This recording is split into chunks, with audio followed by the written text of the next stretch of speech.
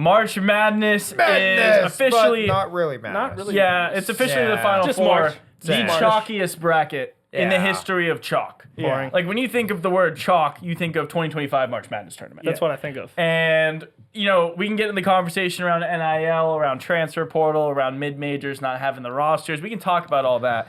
But first I want to talk about what happened in the Sweet 16 Elite Eight, because last episode we gave out our Sweet 16 predictions. We said what we thought would happen, and we gave some upsets. None of the upsets hit because we have 4 1 seeds in the Final Four. I kind of want to go over some of these games and just talk about the different rounds. But first off, how are we feeling about the Elite Eight? I mean, it was a 1 versus 2, 1 versus 2, 1 versus 2, and 1 versus 3. The only 2 seed not in the Elite Eight was St. John's, who was the 1 seed that you called out earliest, or the 2 seed that was, a fraud. But, I mean, a lot of these games weren't necessarily close. They're so boring. Arizona, Caleb Love played out of his mind. Did everything he possibly could. He had like 1 billion points. He actually was extremely efficient. Didn't matter. Duke moved on. Then they played Bama, and they just beat the brakes off. Yeah, that was of bad. Bama. I've never seen Bama just stop scoring for They just went cold. the and, entire second half. you literally they cannot, just couldn't you get a cannot go bucket. cold against. I mean, when you want to talk about getting cold, you look at Tennessee That against was Houston. that wasn't even That's true, cold. too. That was historic. Yeah. That was not getting cold for a game. That was the most I think historic it was thing in the it. 15 points they scored in the first half was the lowest ever by a 2 seed in the history of March Madness. Yes. No 2 I mean, seeds it was- ever It was scored crazy. We saw Atrocious. obviously in the earlier rounds, we saw multiple games with teams scoring 25 points or less in the first half. Like Clemson. I mean, we had 13. I don't team know. that's- It was I don't know. I don't ever recall March Madness being that bad. Low No, scoring. and it was really tough to bad. watch, and there was only a few good games in the Sweet 16 or the Elite Eight. I mean, you Yeah. could look at the Texas Tech Arkansas game. That was the one game where I called the upset. I was gonna say, well, the Texas Tech games honestly kind of carried the tournament so far. Yeah. If we're gonna be honest, because the Texas Tech Arkansas game, great game, Yeah. 2-point win, and they were beating Florida by 10. I mean, it's the biggest choke. with Everything 10 is with choking. 4 minutes left. This whole tournament's been a bunch of chokes. Yeah. So And- Arkansas should have well- beat Texas Tech and then choked. And then Texas Tech should beat Florida and then choked. Yeah. And I mean, Yeah, go ahead. Michigan State as well, they're the only other team that kind of had close games. You could look at Choke. the Ole Miss game, They made 3-point win. choke. And then the 6-point loss to Auburn. That wasn't really a choke. They were down the whole game by 10. Yeah, I mean, Auburn's also Houston a kills better me though. team overall. Purdue, that I will die on the sword. That was a shove. That was an offensive foul. When Purdue came back, tied it up, and Houston has the ball with the full driving, extension. and the guy fully extends, Yep. and they It get was the ball obviously under. a foul, yeah. They get the ball into the basket and win the game. Mike said something last podcast I actually think was super applicable here, where you said it doesn't matter what it was, there's no way they call that. Just in that spot in the game. That felt like one of those where everyone knew it was a foul, but it's the last play of the game, and they're just not going to call it.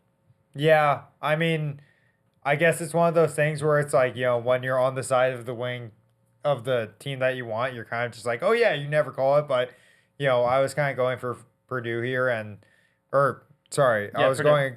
was going for Purdue here, and it just felt like robbery, but it's one of those weird things where it's, I don't know, kind of subjective. Every sport has it. You kind of have those weird officiating moments and everything, but kind of sucks to be on the bad end of it. Yeah. This time. Is anyone happy with the Final Four we got? Because on one side, again, we talked about this last week, but the analytical guys, the college basketball freaks, love who it. are not the people that make March Madness successful. Yeah. These are the guys who watch college basketball 24/7 are saying these are some of the highest statistical rated 1 seeds ever.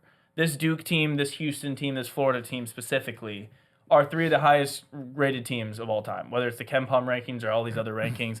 We get to watch these teams play each other. So we got the 4 best teams in the country in the Final Four. I still don't think Houston's the top 4 team in the country.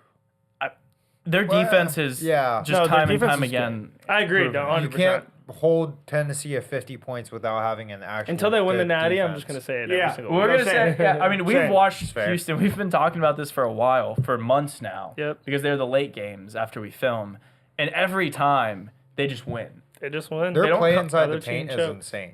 Yeah. They have really good. I mean, they have great and guard play They have too. every- they're I just mean, good coach Crier's a team. beast. We Yeah. They're not somehow much on found that scoring. guy early, and he's just a monster. But I mean, I don't know. With this Final Four, I'm kind of. I think the games are going to be really good. That's the thing. If they have to be good, They if have they're to be not good. good, this is gonna go down as the worst March Madness and gonna be the worst March Madness. To be ever. honest, I think the Auburn-Florida game will be a really good game because I think those teams are kind of high-powered offenses and they're just are evenly matched. It's close The spread, Duke too. Houston game, I think, is going to be a 25-point Duke win. Like, I don't think Houston's Really? going to be able to keep up with anything. And I If don't Duke think can Houston, score, then there's yeah. no way Houston's defense is good enough to Well, just absolutely the total's hold low. them to There nothing. I mean, we're gonna make There- picks. I- We're gonna make picks for the game. The Not total's great defense in the 136. country, so Yeah, but there's- not when you have Cooper Flag and then people guard play who can shoot outside, like, That's what Tennessee had. I agree with yeah, both of like, you. they're- they didn't have Cooper Flag. They're They good played the best shooting teams. They all didn't have tournament. Cooper Flag. They didn't have held Cooper them. Flag, but like Nah. Cooper Flag doesn't put up 40. Like he Yeah. puts up 17 a game. The Cooper Flag's been. I mean, But he I mean, also he put up opens up. 30 He also in, opens I up think, the 2 offense games. for a team that actually can score from pretty much anywhere. I mean, I like Duke's ability. I'm to with, fucking I'm cover. with both of you. Cooper Flag put up 30, but it was against Arizona, who has a terrible defense. I don't yeah. see him putting up 30 against a Houston defense. If he does, I mean, all power to him. Yeah. I mean, I think Duke. I wouldn't be surprised. I think Like, Duke If should there's a win. guy to- if there's a guy to Yeah. do it, it's the best player in the Yeah, country. Yeah. I think Duke should win pretty easily. Like their spread should be like 6 or 7. I mean, yeah, we're gonna make the picks in the next episode, but I agree with you where from the point of these games have to be good if it's blocks to save the tournament because but I think these are actually separate topics. I think the Final Four is going to be electric, and I think we'll get a really good championship no matter what the matchup is. I know we don't like Houston, but if Houston can go and beat Duke, who's the highest graded statistical team with the best player in the country, and then go and play the winner of Florida Auburn, which is going to be the king of the SEC, is the best conference in basketball right now. That's going to be a good game. And so, but I think it's two separate things. We kind of said this last week where this tournament is about upsets, and that hasn't happened. Yeah. So I think March Madness overall has been a failure, in my opinion, even though we're getting a really good outcome with the Final Four. Just because there's not the excitement around it. People aren't excited to see the one seeds play. I think it's just the recency bias. It's like in football. When we see Mahomes, Josh Allen, and all these guys lined up, we're so excited. But why aren't we the same in college basketball? Just because of in the past 10 years we've been so excited by upsets. But it's actually really, it's pretty insane. Well, but it's kind of a and the four different- best players in the country are teams. I think and it's with also the You just- players. like different events for different reasons, right? And so it's like you like the NFL, but and the big showdowns in the NFL, but you also understand that this is like the highest caliber of athletes playing this game that you could possibly get. And it's kind of cool to see two Titans go at it.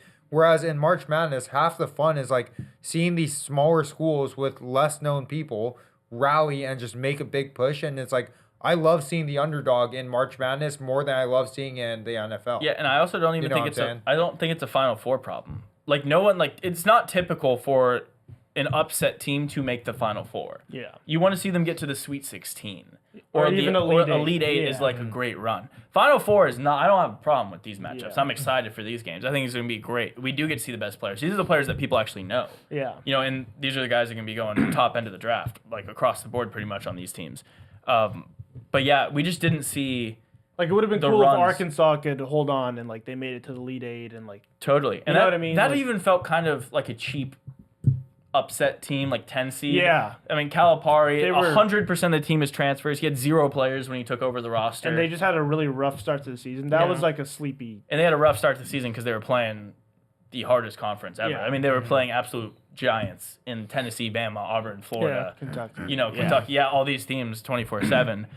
And kind of talking about Arkansas, I mean, you look at what's going on right now with college basketball in the transfer portal. I just want to speak on this for a second and hear what you guys think. I think it's completely out of hand. There's over 1,250 players, I think, in the transfer portal in the first week since it opened last week. Goes up by the 100 every day. Yeah, Indiana, right now, one of the best historic basketball blue bloods, has 0 scholarship players left on their roster. 0 That's sick. from this team. Clemson, just because I know we have one player who even suited up in a uniform last year on this roster for next year. It's basically entire teams being swept out and replaced with the transfer portal, and people aren't really recruiting from high school. I know we've spoke on this on prior episodes, but I think this is why you see the top teams just so loaded, because anytime someone has a good season, they immediately jump into the transfer portal and just, the best teams in the country, the Dukes, the Kentuckys, the They could take 'em. Tennessees, they just pick them up. Yeah. I think it's a big problem for the sport. I going really forward. do agree. I think it's a big problem, not only for college basketball, but you're seeing it in football as well. Yeah. And an interesting thing, I mean, we'll see how this tournament plays out, but we saw in college football that Ohio State won the national championship, and that team had a lot of seniors on it. And, I mean, you look at a team like Auburn, the youngest player on the team's 22. Yeah. Oldest players, they have 2 players that are 25. Most of the team's 23. Some players 24. Like, I don't know. It is interesting that like the teams that have experience and actually stuck with the program are the ones that are being successful. Then you have all these like makeshift teams of all these young kids just kind of getting thrown together. Yeah. And it's not really panning out. I mean, obviously it's still young into the whole NIL thing, but it is interesting to see like long term if that becomes kind of a pattern, like the teams that are able to retain people and like actually develop them. Yeah. Because, you know, you look at a lot of players that go to college and like a Steph Curry, for example, like at Davidson, like first year had like 21 points or something. Like in today's time, you know, he would just transfer out, go to some big school, and you don't know if they're going to develop and become the same player they are. So I think it actually hurts like not only the fans watching, but also the player development as well. No, it's a murder. Outside the top 10 teams, I think it's going to get real bad. Because Ohio State, the reason why we're able to do that is we're one of the best teams in the nation. You know, like Texas will be able to do that. Let's also not forget about the transfers that went to Ohio State. No, we still got transfers. Most of our team team starting quarterback. Most of our team was seniors or older guys, but it's crazy how like that's only going to be the best teams because, like you said, people are going to go to where their name is the biggest, the NIL package, and they have the biggest checks. And exactly. Well, I was gonna say, I feel like that's only gonna happen for so long, and I do agree with everything that you guys are saying, but I feel like it is also a two-part, thing where part one is getting them in the door, and part two is keeping them there, which is more of what Mario is focused on, like, keeping them in a system, developing them to be the best that they could be. But I've had this theory. Jesus Christ, there goes my phone. But I've had this theory about kind of the smaller schools that are really, really rich that kind of put money into certain athletics that can kind of build a program. And I think a lot of that is going to translate into big checks going to really good athletes. And then if they can put also that money into a good coaching program or whatever, retain those players and just build, kind of new dynasties that we haven't seen, I think there's a hope in that sense. But I think for now, when all of the money is coming in through marketing and all of these big blue blood programs, like Ryan was saying, I think that's definitely, it's just a big tough. hump we have to get over. I saw today Trae Young signed on as the assistant GM at Oklahoma and donated $1 million for their NIL collective to go get some players. Whoa. And so I think stuff like that, you're totally right, is going to start happening. I don't think that it's going to get to the point, years down the line where this is going to be able to have an impact on small schools because they're going to put a stop to this. But we see things like, Boise State, which is a relatively smaller school that hasn't made a name for themselves. They obviously had Ashton Jeanty probably would transfer. Okay, but SMU if we're being fair, out of the non-Power 5 conferences, Boise State was historically the best the last 2 decades. I mean, Boise State had an undefeated season and then a one-loss season. UNLV was right up there as well. Not for historically. I guess not historically. No, I was going to say Boise State was the program, and it wasn't like they lost. They didn't win a playoff game.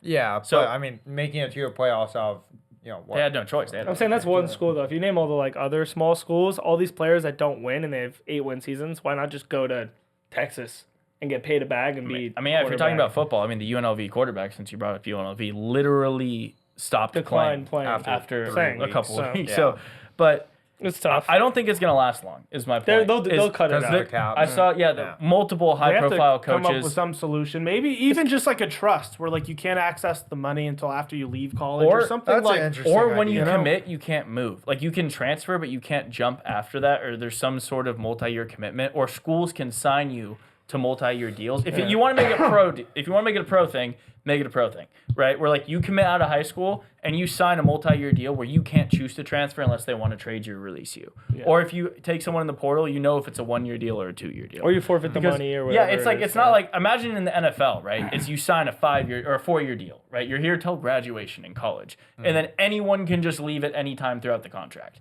No NFL GM or owner or team, like no one would be cool with that. None of the coaches, nothing.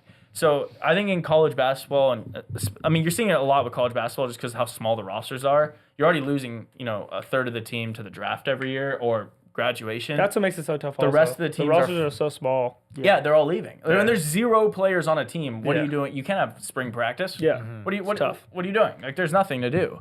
So yeah, I mean, we'll see. This is going to be an ongoing conversation, and I definitely think there'll be a lot of change. But I think you're right, Ryan. If these final 4 games aren't spectacular, give me something. Yeah, it's going to be, or at least just close games. Just something entertaining. I think we can't have another Alabama Duke type of game. Like Yeah. that would We're just cooked. we're going to pick the games in this next episode that's coming out tomorrow. But I think we might be in for some of them.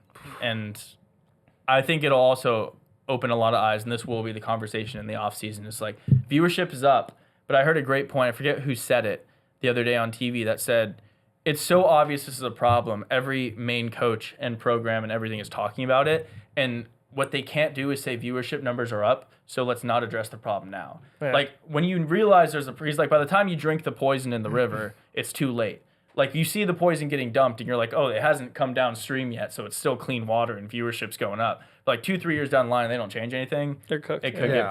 get pretty brutal here. Yeah. But yeah, I mean, hey, let us know what you think in the comments. It's an interesting time in college Yeah. sports in general, for Yeah. sure, with NIL and transfer. People making portal. money, baby. People are making money. I I don't think guess. anyone has a problem with the money. I think it's mostly just the jumping How around. much they can give. Yeah, how Yeah. much and the jumping around and who can pay what when. But let us know what you think. We're picking all the both Final Four games tomorrow and letting you know who we like to win the championship. So drop a comment if you're new here, subscribe, stick with us. We're over 2K now. Road to 10K. Let's get it. Bang.